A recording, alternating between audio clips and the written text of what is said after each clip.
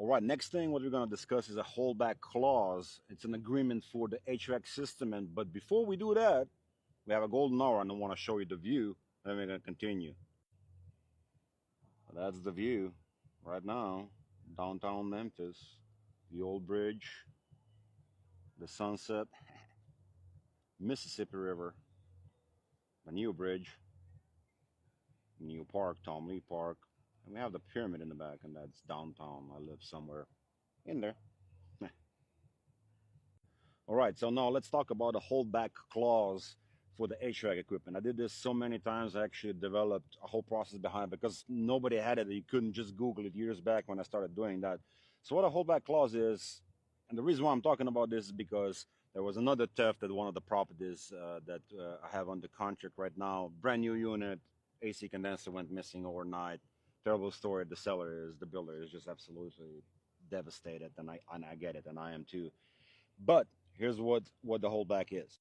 The holdback determines that there's an agreement between the buyer and the seller that the HVAC equipment, the central HVAC, that means the furnace and the AC condenser, will be installed at the time of occupancy. That means after the closing for the buyer.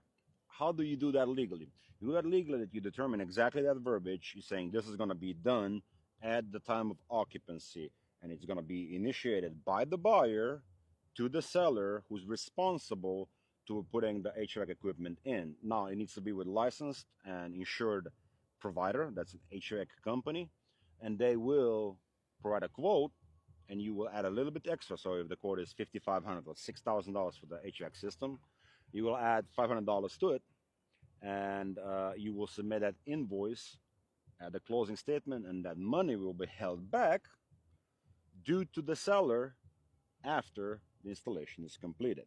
What this does is prevents theft of the brand new equipment, which just happened to my seller last night, and that's $3,000 gone. And luckily, they didn't get into the property and didn't steal more stuff. That's good.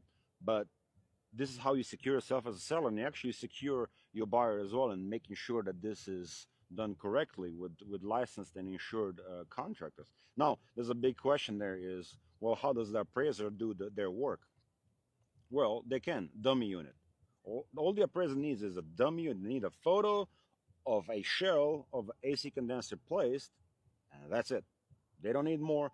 The appraisers never check the function of the HVAC, but they want to make sure that the central HVAC system visually is there.